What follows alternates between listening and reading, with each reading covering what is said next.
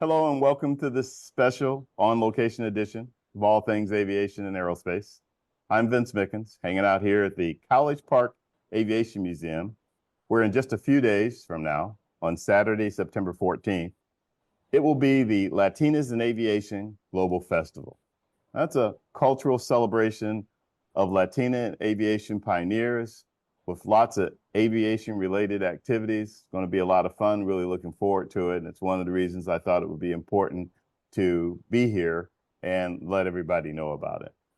Now, for those of you who may not be familiar, the College Park Aviation Museum is one of those hidden gems right here in the heart of the DMV, District, Maryland, Virginia, for those who may not be familiar with DMV, along with this airport, which has quite a history. So to tell you all about that, all about the festival, the Latina in Aviation, which is in its fourth year, by the way, I'd like to introduce my guests. I'm going to start with John McCaskill. John and I go back a bit. We have this Tuskegee Airmen connection. Okay, not that far back, but nevertheless, the Tuskegee Airmen are actually how I met John. John is the public program manager here at College Park Aviation Museum. And he's what I would describe as a history buff.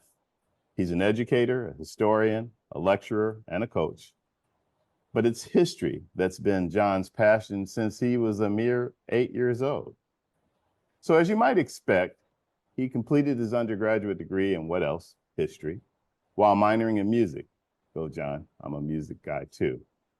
John has completed 3 master's programs in military history, American history, and Civil War studies.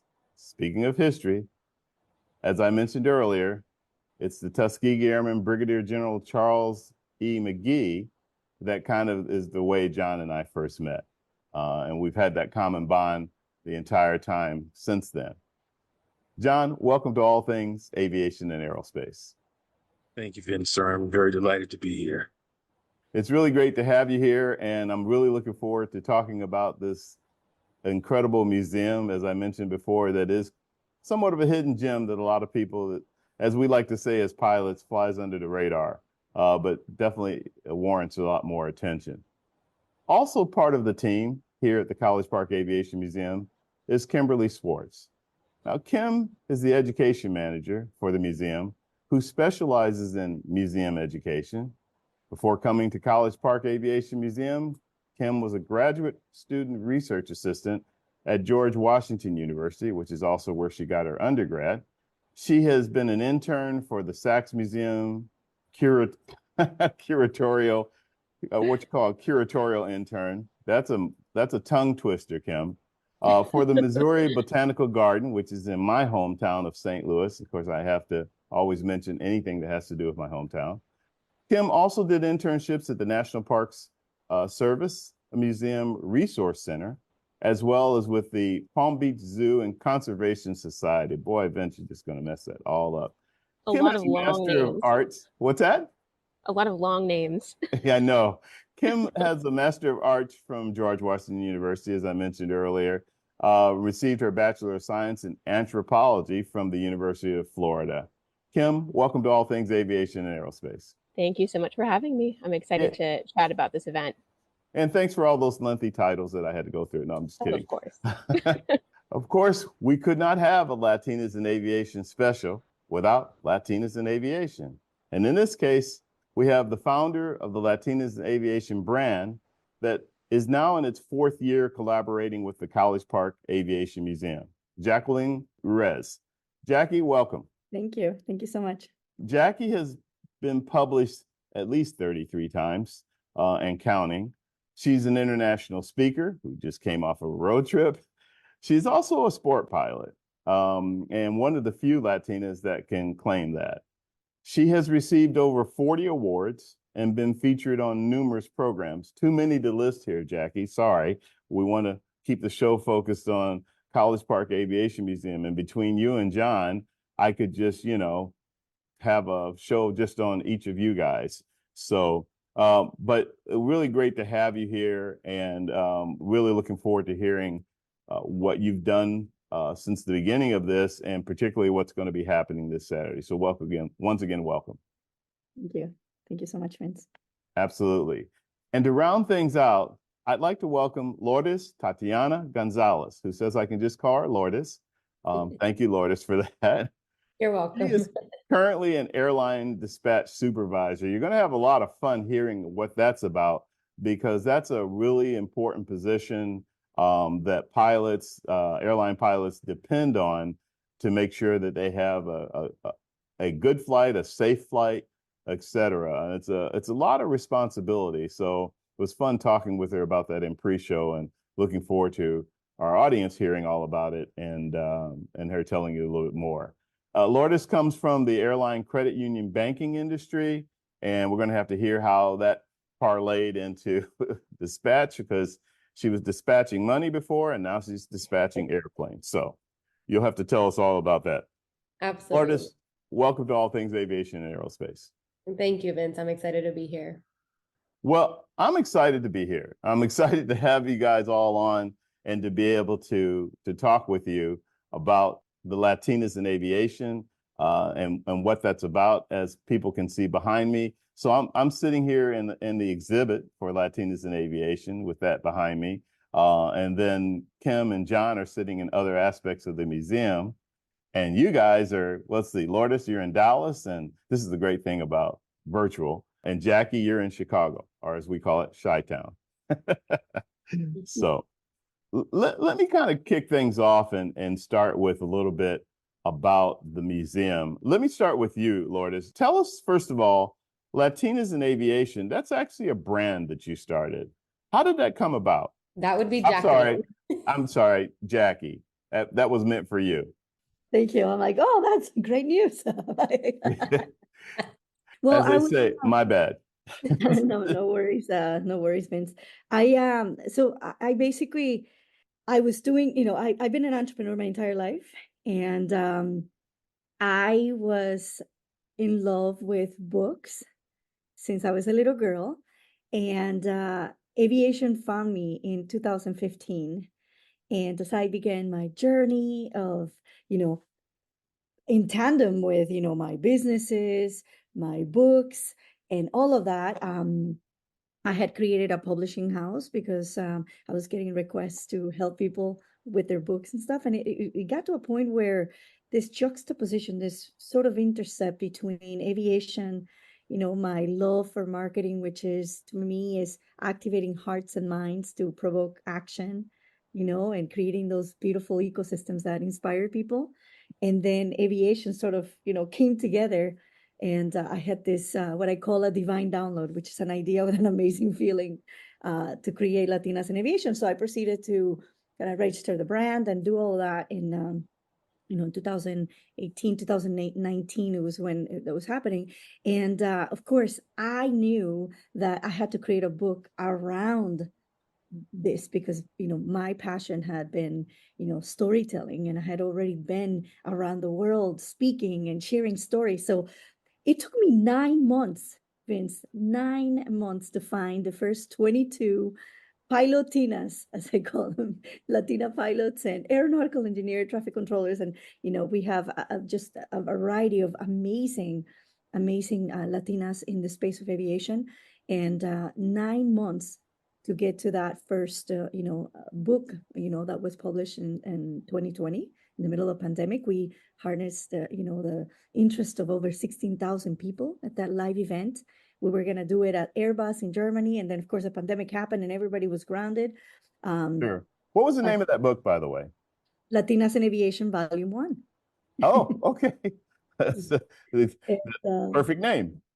So you started, you put that book out in 2019? 2019 is when 2018, 2019 is when I created the brand, and I started reaching out to find the authors, and then we published it in 2020. So when did you start flying? Because you have your sport plane license. How did that come about? 2015, and this is interesting because I'm actually a 2-time cancer survivor, and when I had a discovery flight, like a couple of years before 2015, I was doing the marketing for an aviation school. I got up for the first time, no doors on the plane, and I felt for some reason that I was closer to the heavens. So I'm like, I can ask a prayer and it'll get there quicker. I mean, and it just like was this beautiful moment, but I never thought I'm gonna get my pilot's license. I mean, that's one thing is to experience, and the next thing is to actually go through the whole process. And but I shortly after I had made the decision, in 2015, I said, I'm gonna make this happen. And I want to be closer to the heavens. I want to elevate my prayers. I want to be, I want to experience this magic. And that was my reasoning for pursuing getting my pilot's license. Yeah. Well, once in aviation, I made this comment to Kim the other day when I met her a couple of weeks ago. Once in aviation, always in aviation. It's always going to be a part of your life from now on. So that's pretty exciting that you've done that. So, John, give us a little background on the College Park Aviation Museum and then tying that into doing programs like Latinas in Aviation. So the College Park Aviation Museum, well, College Park Aviation Airport, College Park Airport is the oldest continuously operating airport in the world. There are connections to the Wright brothers here. They were flying over at Fort Myer, which is just outside of Arlington National Cemetery. The Orville crashed. Lieutenant Selkirk got killed, and they needed to find another place that was unobstructed. No buildings, things of that nature. And so they got in a hot air balloon, looked around, and they found College Park. And so College Park is where they started flying around 1908, 1909. They started flying here. But there are a lot of other aviation firsts that have taken place here. It's arguable that military aviation started here because they started training Army pilots here. There were two Wright Bs and one behind me. You can see the model of the one behind me, and there were two Curtiss aircraft that were flying here as well. Radio navigation is pretty much starting here. Bomb site testing was happening here. As a matter of fact, for those who had seen the Masters of the Air, strategic bombing in World War II, well, it can be traced back to here, right? And machine gun testing's here, and airmail starts here. So, this is a very historic, airport that most people don't know about.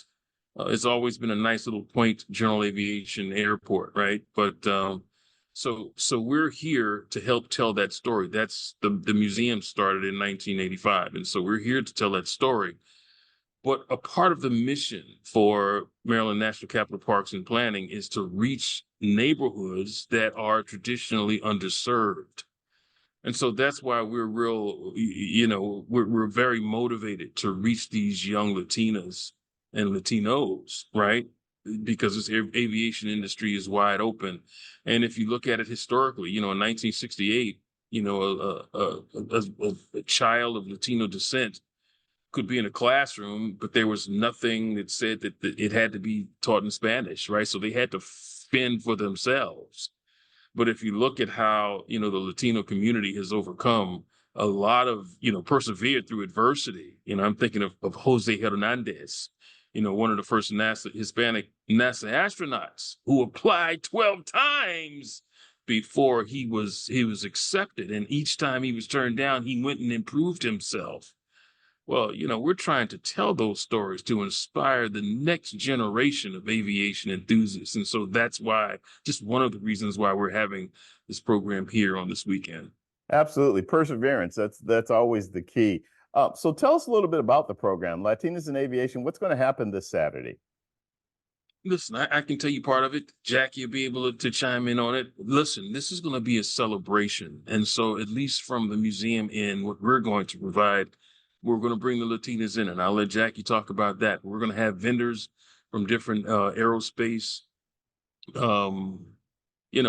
entities. They're going to be here. We're going to have food vendors here, and this is going to be a celebration. And so we're going to have a mariachi band and a salsa band here in our last hour, and it's going to be a celebration. We're going to have mural paintings. You'll be able to talk with Latinas. Listen, I tell kids, you think about who you like or what you want to be, and you formulate your questions long before you meet those individuals. So for those young folk who are wondering, what can I do to get in aviation? How can I do what they're doing? this would be your opportunity to do it. And so these Latinas will be here on hand to answer your questions, to take photos with you. We got a 360 photo booth that's going to be here. All of that stuff is to help motivate this next generation of Latina flyers. And Jackie, why don't you tell us some of the Latinas who are going to be coming here? Yeah, please chime in, Jackie.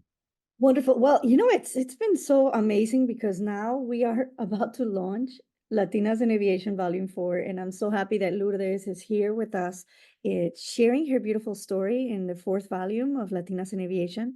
And hard to imagine that, like I said, it took me 9 months to find 22 amazing Latinas back in 2019, and now I get requests all the time. So a lot of the authors from volumes 1, 2, 3, and 4 will be joining us, primarily from volume 4, because that's the stories that we're celebrating, along with obviously all the other volumes, but we're creating a special spotlight for, the beautiful Latinas that have opened up their story to be there. So this 4th year continues to, like John was saying, continues to be an amazing celebration of our community.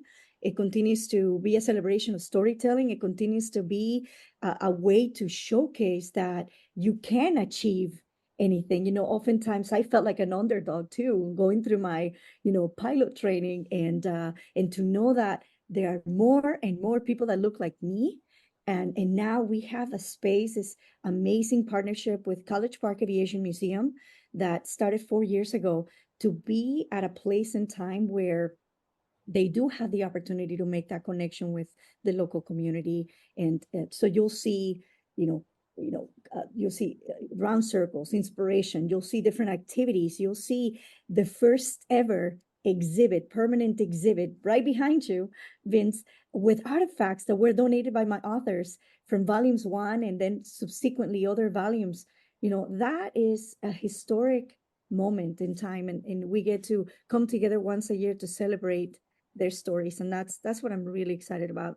Yeah, absolutely. So you actually should be sitting here, and I should be in Chicago. No, listen, Lourdes, tell us a little bit about your background and how you, because you kind of started in the banking side of aviation, so to speak, and now you're a dispatch supervisor, which is a lot of responsibility. And in fact, the job itself is just one that I don't think people get to hear about that often. So tell us a little bit about your background in that.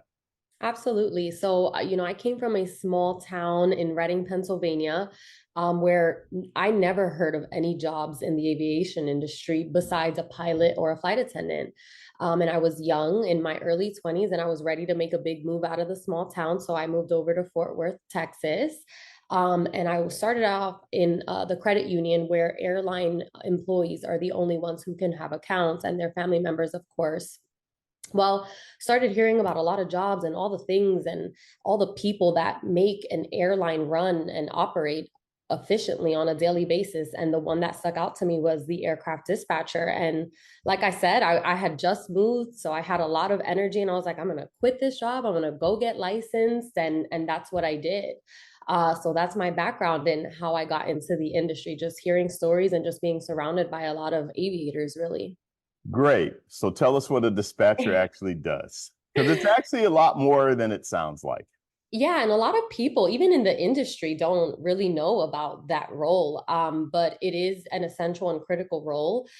So I am a dispatcher for a commercial airline, and basically what a dispatcher's responsibility is to create the flight plan for a pilot. Every single detail. So when a dispatcher receives a flight on their desk, basically they need to evaluate weather, which is one of the biggest components, and then mechanical issues that could occur. So a dispatcher is going to go ahead and plan the route from point A to point B, view weather from all over, meaning departing station, arriving station, en route. They're going to take into account any restrictions that an aircraft may have. Can this aircraft fly in icing conditions or not? Does it have to fly at a certain altitude? Does it have to stay below a certain altitude? Then they're going to plan any issues regarding if they're flying over mountainous terrain. What would happen if we lost an engine? What would we do at certain points of this route? So very detailed flight plans that a dispatcher is creating for every single flight. Of course, en route, things happen. A mechanical issue. You know, they lose, like I said, an engine. What happens? They have a medical, somebody's having a medical emergency. Where can we land this plane safely? A lot of the times during heavy weather seasons, like in the summer, when we're seeing a lot of thunderstorms, especially in the Florida area where thunderstorms are popping up out of nowhere, you can't forecast them.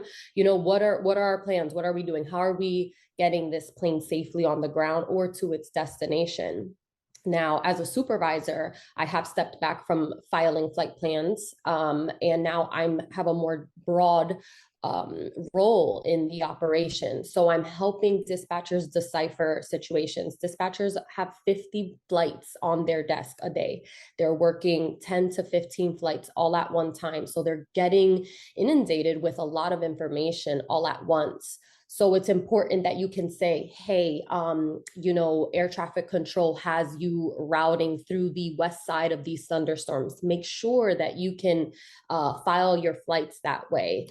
Chicago during the winter, during, you know, when it's snowing and it's cold, you know, those runways are icy. Make sure that the weight of the aircraft can stop within these parameters of the runway. So you're kind of just guiding the dispatchers and letting them you know, just pointing out very important information, just because, like I said, they are inundated with a lot of information all at once. And then the overall integrity of the operation. Are we canceling flights into a station because it's not safe to go there anymore? Is there a hurricane in the path of our destination where we're deciding, you know what, let's just cancel all of today's operation and we'll resume tomorrow? So really just holding the integrity of the operation so we can run safely and effectively is now my role. And give pilots comfort while they're up there flying. Exactly. So what are the qualifications to become, so say a young person's watching this show or listening to it and says, oh, you know, that sounds like something I could do. What kind of qualifications do you guys look for an entry-level position, if there's such a thing, in dispatching? Sure. So first and foremost, you do have to be 23 years old in order to be a dispatcher. And a lot of people come out of college hoping to be a dispatcher, but unfortunately, you cannot be a commercial airline dispatcher unless you're the age of 23. We looked that you have your dispatch license, which is a license similar to a pilot. So you do ground school like a pilot, except you do not need to know how to fly an aircraft. So no flight time. You just have to be familiar with the systems and the operations of it and things like that. Meteorology, aircraft systems, and a lot of other things that entail, but those are your main components. And as long as you can have your dispatch license, some college is acceptable. An associate's or even a bachelor's in aviation is a great plus, but you do have to have your license and you must be 23 years old. So there are a lot of, we've been talking about the number of opportunities, and I like to say possibilities, because I think that's an important element of it, that if it's something you're not that familiar with, but are interested in, then to me, that's a possibility.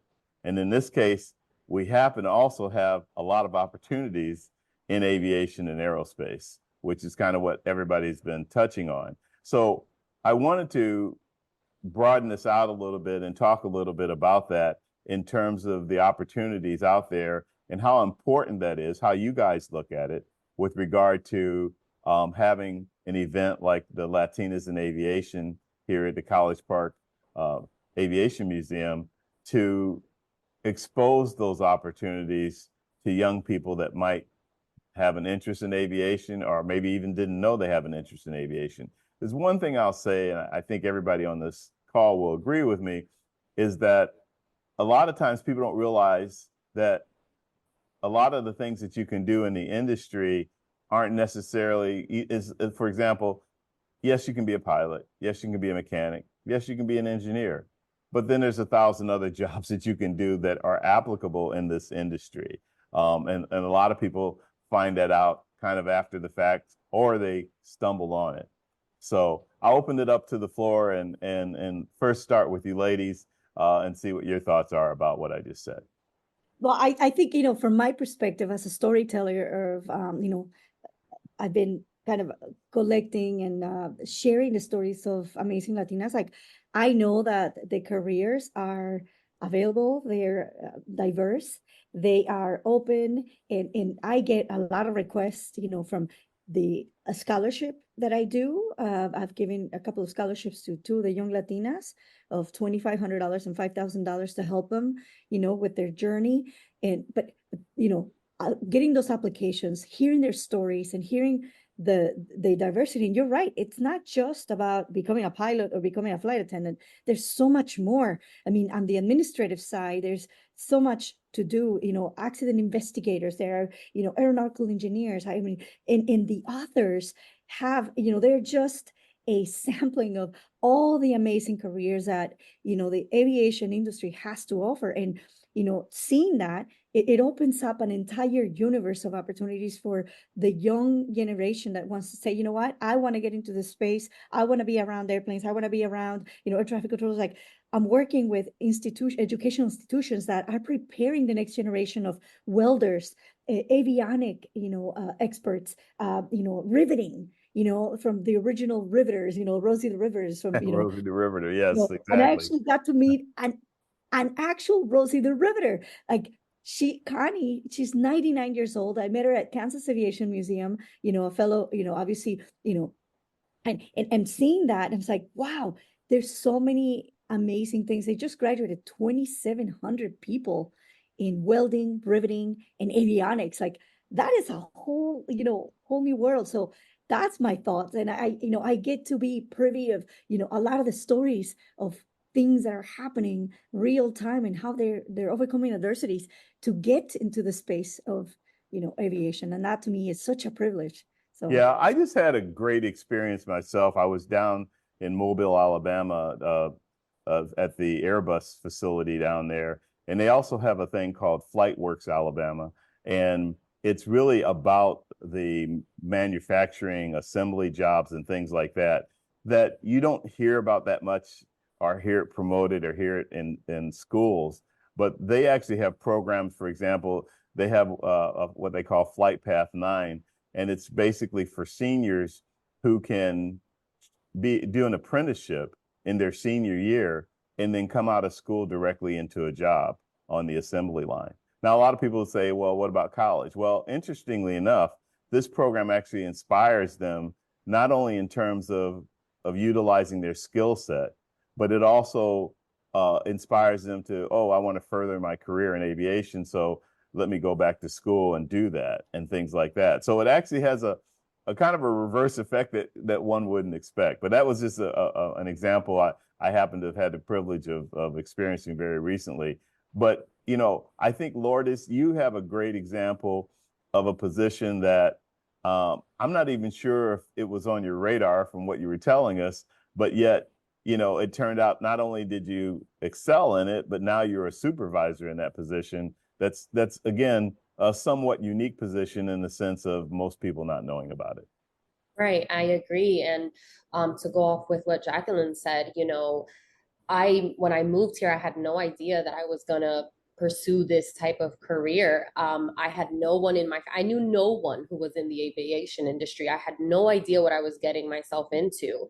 And once I was able to finally get my first aviation job, I was one of 4 women in a department of 100, and 2 of them being older, ready to retire, and there was 1 other young girl. And I'm like, wow, there are not a lot of people here that look like me.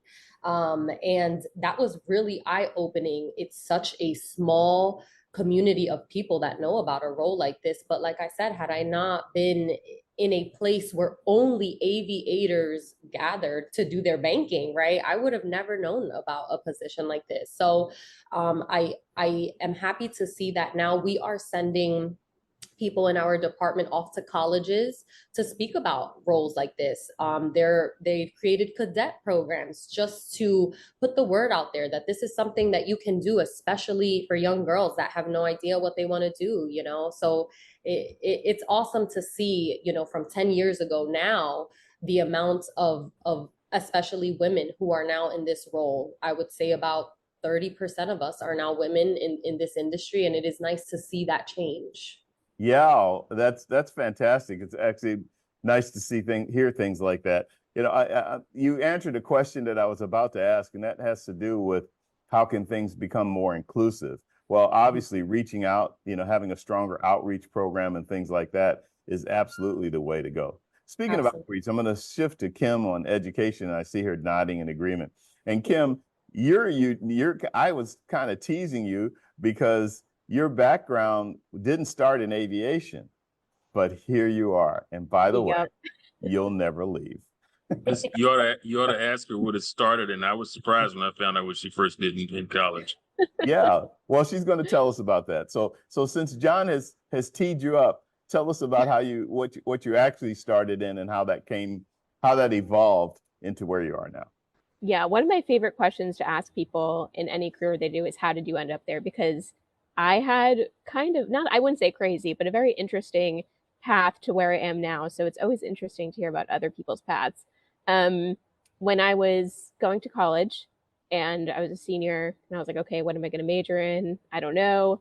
I really just thought about what I enjoyed doing, what I was good at, and that was science. So I went in as a physics major for the first year and a half of college, thinking I wanted to possibly do something in the aerospace realm. And then I started thinking about a career and I was like, I don't think this is what I want to do. And partially maybe that was because I wasn't exposed to like the wealth of careers there were in aviation. There were like three things that I was like, I don't think I want to do that. What else can I do with my interests?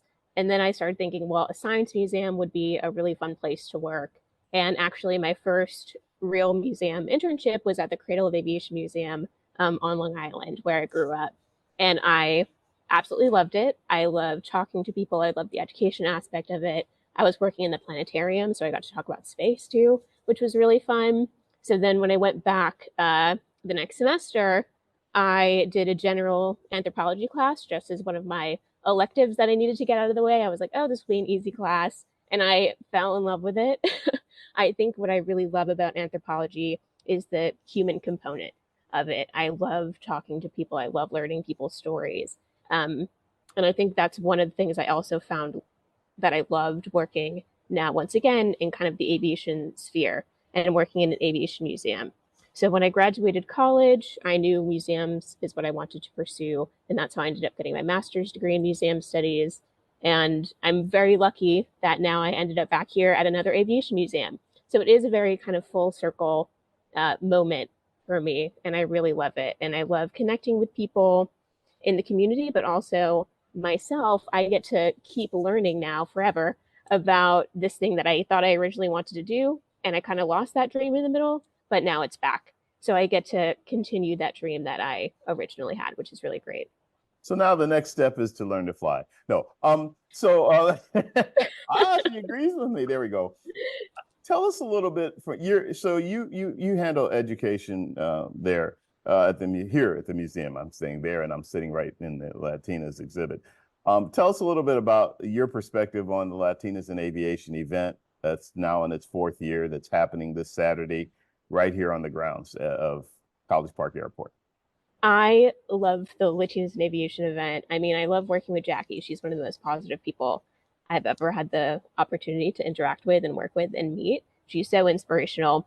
And I think it really is representative also of the community that we're working in. We operate in Prince George's County, Maryland, and I think it's like 21% of our community identifies as Hispanic or Latino. And for museums, something that's so important is relevance in your community. You know, relevance drives engagement, it drives passion, it drives interest. So this Latinas in Aviation event, we're so lucky that Jackie thought of us because it really is such a perfect match with the people we want to get in the museum doors and start inspiring. One of the things that's so great about the event is how accessible it is. You know, we're free for the day. Normally we have an admission fee, and even that little admission fee sometimes can be a barrier for some, visitors, stopping them from coming to a museum. So just the opportunity to come, have a fun day, explore the museum, get a little taste of what, the history has to offer, but also what careers are open is a really great opportunity for the youth in our community. Yeah, absolutely. Lourdes, tell us your perspective of the event coming up this Saturday and what you hope to see from it and why you think it's so important. I think it's important because like everyone is saying, unless you are in a group of people who are speaking about things that you don't really know much about, how would you ever know that things like this are a possibility? I think that the Latinas in Aviation is really close to home for me, especially in that area. Like I said, I grew up in Reading, Pennsylvania. I had no idea what types of jobs you could have in that area. The only thing you would do in my hometown was go to school to be a teacher or a nurse and things like that, just very, close knit. So I think that especially in an area like that where there isn't a major airline hub in that area. So now we're bringing an event like this, and I think it's opening the opportunity for young people and people of all places and all kinds of backgrounds to be exposed to what there really is in an industry this massive. So it's very exciting. I hope that there are people who are inspired to pursue any type of career in the industry, and I think that this is a good way to do that. Yeah. And John, I want to add something very quickly. sure. Oh, sure. Absolutely. I cut out earlier, so I apologize if Jackie talked a little bit about just what else Latinas in Aviation as an organization does, but it's more than just the Global Festival. So as a museum and an education and outreach perspective, it's been so amazing having the connections with these women who are part of just Latinas in Aviation as an organization, because they've been so helpful with some of our other youth programs that we do.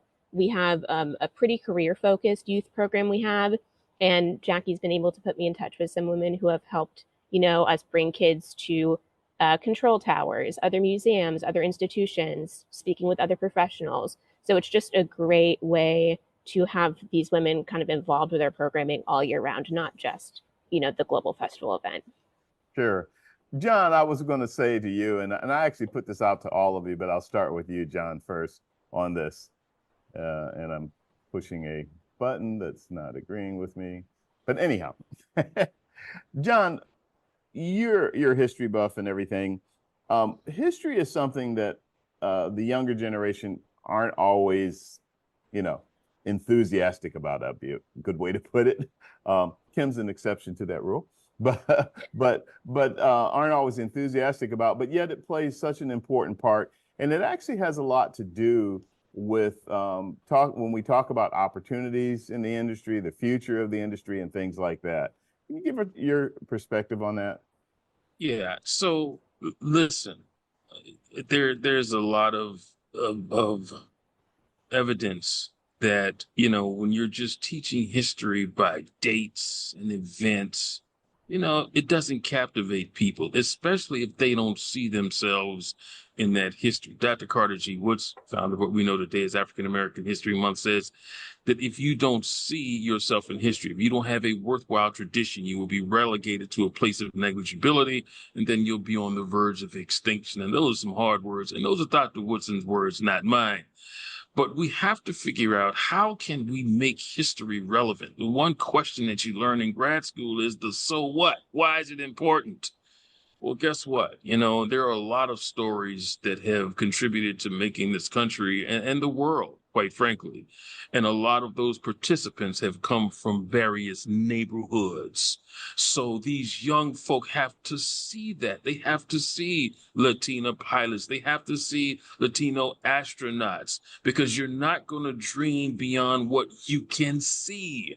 And so we have to consistently present this to them, to let them know, hey, there's more to in a career than being an athlete or musician. Nothing wrong with that, but that ain't the only thing. There's some other things that you can do, and there are ways to go about getting it. So, us being able to do this and to inspire the hearts of the next generation, and also provide a means for them to chart their course, if you will. One of the things that we did not mention, the military is actually a tremendous way for people to get into aviation. Believe it or not, these kids who are playing with drones today, tomorrow could be in Space Force doing it as a career. And As so a drone pilot or operator. Oh absolutely. my goodness, absolutely. So you expose kids to this, and say, not only has somebody, from your neighborhood done it, but you can do it too. Oh my goodness. Kimbely didn't get into some of the programs that we have year round that are targeted towards young aviators, youth aviation. And when you come into this museum, that's what you see. We've got spots back there where kids can actually get in an airplane, get in a helicopter, try on the Simulators. clothes and simulators back Yes. there, right? So yes, that's what we are really passionate about doing, and to be able to partner with Jackie and all of her magnificent Latinas is going to be exciting, and we hope that this excitement spills over to a next generation of folk who say, you know what, if she can do it, I can do it too. Hey, couldn't said it better. So as we kind of start to wrap things up, one of the things I always like to do near the end of the show is what I call an around the room, and kind of ask you all to give your perspective and from an advice standpoint. So, in terms of the experience that you guys have had to talking to younger people, high schoolers, even, kids in college, et cetera, so forth, what kind of advice and what's your words of wisdom, if you will, to these people that are maybe interested? And of course, we're talking about Latinas in aviation, but generally everybody that might have an interest in this industry. What's the first thing that comes to mind? I'm going to go ahead and start with you, Kim. I would say for aviation specifically, mentorship, I think, is such an important component of getting into the career path. Because again, there's so many things. If you don't know, you won't try, or if you don't know, you don't know. So take that initiative. Reach out to local organizations. Like, we have an employee who's working on a drone program for us now, who, when he was in high school, he's almost graduating college, which is scary. But when he was in high school, he took the initiative, reached out and said, hey, I want to work with the museum. Reach out to, local organizations, reach out to possibly Latinas in aviation, Women in Aviation International. See if there's anyone who's willing to, talk with you about possible career options. And as you move forward in your career, remember to also kind of look back and possibly be a mentor for someone else, because, you're doing all of this hard work and you don't want the person following you to have those same struggles. We're working forward for something, and that's going to be the person who comes after you. Yeah, and I'm glad, Kim, that you brought up the organizations to become a member of. A lot of these organizations, most of them have a student membership that's free. Mm-hmm. And so they offer opportunities with that. But the other thing that these organizations, and Jackie touched on it earlier, are scholarship opportunities. I have done shows specifically, the entire show, about the scholarship opportunities. And one of there's two common denominators that I always hear. One is that people that apply tend to be intimidated by the process.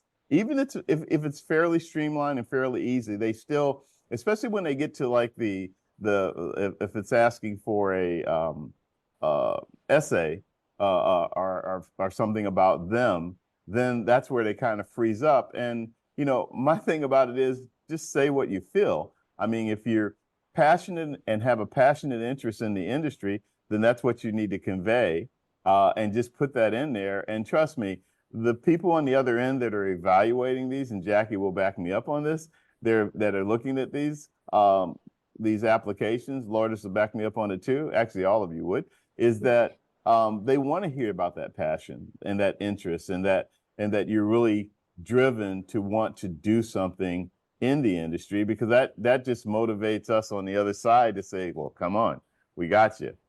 we're gonna help you in every way that we can. The other part about with the scholarship opportunities is there's just not enough people that are applying for them. So money sits on the table a lot of times, especially with the larger organizations like Women in Aviation International, WAI, that you were just talking about, Women in Corporate Aviation, and AOPA. These guys have millions of dollars of scholarships that they give out. Some of them are for advancing your flight training. Some of them are for beginning your flight training. Some of them are for being a scheduler and dispatcher, et cetera. That these opportunities exist, and they're just not fully taken advantage of as much as they could. So I had to piggyback off of you, Kim, and just say you're absolutely right. Getting involved with some of the other organizations that you mentioned is important. And then those also, if you get involved, if you start volunteering, if you start attending events, it opens up channels for you in terms of networking and possible pathways that you never know. And I've seen it. I've seen it firsthand. I've seen somebody do an internship or just meet somebody that becomes their mentor. And the next thing you know, an opportunity comes up and they get recommended for it. They get the job and they start building their career from there. So I stopped my around the room for a minute because I just had to chime that in. I'm going to go to you, Jackie. Well, I think, like Kim, was saying about mentorship, I think it's also important to create more opportunities like the festival, right? For people to get exposed to different things, whether it's through an internship, connections. I mean, even just, especially for different cultural, or disadvantaged communities or something, it's always important to know that there are other people that have paved the way. So it's almost like, defining, like my daughter said when she was 5 years old, she was looking at the moon one day and she's like, my heart is beeping. I'm so happy, Mom. The moon is beautiful. And I'm like, Juliana, your heart does not beep. That's technically not correct. Your heart beats. She's like, no, my heart beeps when I'm happy. So I ended up doing the youth conference around Mexico with like 5,000 young people, asking them, what makes your heart beep, right? And I think early on, getting exposed to people, hearing stories, getting, like I spread teddy bears. I've given away over, 3,900 teddy bears around the world. I'm like sparking that. I think we all have an awesome responsibility. I'm so happy that all of us in our own way have found our passion. But what are we actually doing to ignite the passion for somebody that has no idea what they want? And in order to do that is you need to get exposed to different things and say, you know what, I love that. I love this. I hate this. I kind of like this. And then see what, makes your heart beep, I I think think to you're me, making all of our hearts beep with your enthusiasm. Absolutely. Lourdes, how about you? What's your perspective? I would say keeping an open mind and getting your foot in the door. I think sometimes when people are in high school or in college, they still don't know what they want to do. Trying out a job at the airport or even at the headquarters of an airline will open that door for you to see, wow, there are hundreds and thousands of jobs out there, and I can really do almost anything from administrative to operationally to really anything in the aviation industry is available for people. So I would say getting your foot in the door is a great opportunity, a summer job, try it out, see if you like working on the ramp, see if you like dealing with customers and passengers, seeing if you like working at the airport, maybe getting an internship at headquarters in scheduling, dispatch, paycom, and just seeing what there is. I would say that that's my advice.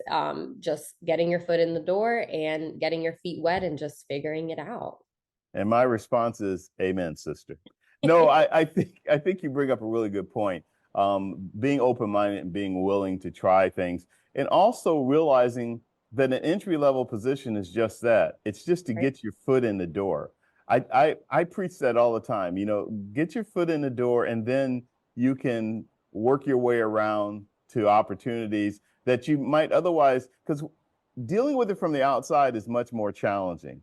Absolutely. But if your foot is in the door, then yeah, you can work it and work your way up and find a path and find out things that you might be interested that you had no idea, because maybe you were thinking of one thing when you first took the job and something else caught your attention and you're like, oh, that's really what I'd like to be doing. And now, but you're already there. You're in the door. People know you. They know your work ethic, et cetera, et cetera, et cetera. So, as I said, amen, sister.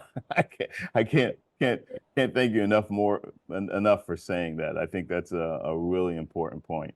I was going to give a quick example, but I'm almost out of time. But I did want to say there's a young lady that just graduated with a master's degree from Embry-Riddle Aeronautical University.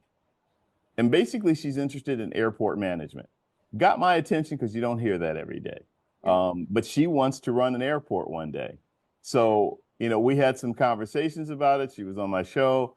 There's a lady that is like legendary in airport management. Her name is Angela Gittens. Angela was on the show, gave her advice during the show, and then followed up afterwards. But the reason I'm bringing it up is because she has been, still pursuing, trying to get that first job in airport administration to start working her way up. And so one of the things that you said, Lourdes, was one of the pieces of advice I gave is like, well, just get your foot in the door, find a position, get inside, and you can work your way up. But the other thing I told her, I said, in the meantime, while you're looking for a position, because airport administration, airport management is somewhat unique. A lot of people go, well, we have a lot of airports. Well, we don't have that many commercial airports compared to, we have 5,000 airports in this country, and less than 500 of them are the big commercial ones. And even less than that, it's under 100 that are the super airports, the international, et cetera, and so forth. So it's still a somewhat of a unique job set to go after. But the bottom line is, I said, well, while you're doing that, while you're looking for something, why don't you just call people up and say, hey, I just got my master's degree at Embry-Riddle. I was wondering if I could take a tour of your operations. She goes, oh, Absolutely. that's Well, actually a you pretty know what good I idea. find too? Like, a lot of young people are scared of reaching out. Like, Yes, anybody in our position, anybody that has, gotten, the amazing accolades in the, the education, the experience, like all of us are so excited to help the next generation. And sometimes they get absolutely. intimidated. Like you have no idea how many things I drop on a daily basis because somebody says, hey, can I get a piece of advice? Absolutely. Invite them for coffee. I mean, what is the cost of coffee? $5, $6? And have that wisdom share with you. And that moment is gonna be, could be a life-changing moment for you, for somebody that is taking the time, and we're always willing to take that time, Well, yeah. And here's the thing. We in the industry, once you get us talking, we won't shut up. So be That's right. prepared.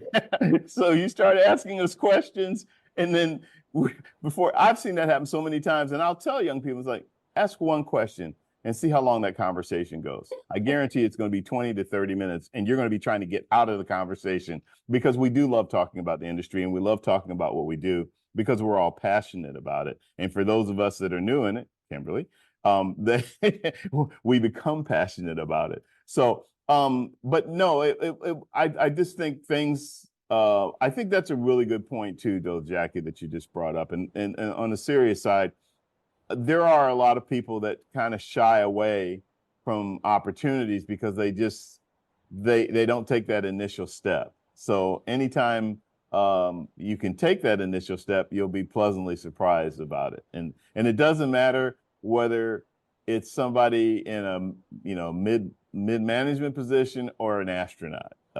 All of us talk about the industry with the same passion: commercial, private, aerospace, space exploration, whatever the case may be. So, well, we're almost done with our around the room, and I always like to say, take us home, and I'm going to give that to you, John. John, give us some thoughts as we close this out to take us home. Well, I appreciate that. Thank you so much for having us all on. Let me just say, listen, this is what I would tell young people if they are in aviation or not. 3 things if you want to be successful. Number 1, maintain your character. It's doing the right thing. It's who you are when you're alone, right? And if you protect your name, if you have a good name, your name will open some of those doors that Lourdes is talking about. Number 2 is competency. You strive to be the absolute best in what you choose to do, and find others who you can run with, who are trying to do things, so you can encourage each other. And guess what? When folk like Jackie find out you're serious about what you want to do, they will bend over backwards to help you. And lastly, once you become the leader that is destined for you to be, make sure you inspire others to raise their game, and you bring some others along with you. Man, let me tell you, y'all who do that, y'all going to change the industry, you're going to change the world, and it is in you to do. Well, how about that? So then I have to now say amen, brother. Listen, it's been great to have you guys on. So this Saturday, the 14th, starting, I believe, at 9 or 10 a.m.? 9:30, we're gonna start bringing people in. 9:30 a.m. Yes, we're Here gonna have a at the College fly-in. Park. Go ahead, John. There's gonna be a fly-in. You're gonna see the Latinas. You're gonna have a chance to meet with them. I'm telling you, come on out. It's gonna be nice. You'll be glad you did. So at the College Park Aviation Museum here at College Park Airport in the heart of the DMV, the District, Maryland, Virginia area. It's going to be a lot of fun, and I think you'll be exposed to a lot of opportunities. Real quick, any chime in on that, Lourdes or Jackie or Kim? Yeah, no, I just can't wait for the community to be there and for all the authors to meet each other for the first time and autograph their copies of, their story for the first time. I mean, I think that's where the rubber meets the road, right? I mean, all the months of collaborating, connecting, getting inspirations and doing all the hard work kind of comes together on the 14th, and that's super exciting, and I cannot wait to be there. So very Lourdes, exciting. Kim?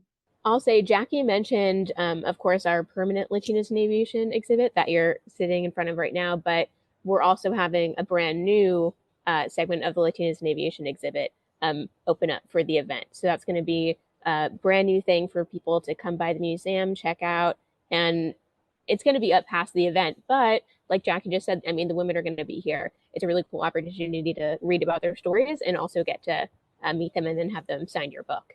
It's going to be really great. Cool. Lourdes? Couldn't have said it any better. They said it all. Very good. Ladies, gentlemen, thank you very much for the opportunity to be here and do this show and let others know about all that you guys are doing. I think it's wonderful what you guys do, and really am looking forward to Saturday. So thank you, everybody. Thank All right, you. thank you. Thank you. All Things Aviation and Aerospace is a video webcast and audio podcast presentation of the Private Air Media Group. It's available to watch on demand via my Private Air Media Group YouTube channel, Facebook Live page, and LinkedIn Live page. The audio-only version is also available on Spotify, Apple, or wherever you choose to listen to your podcasts. Until next time, please take care, stay safe flying if you're a pilot like me, and blue skies. Have a great one, everybody. See you Saturday.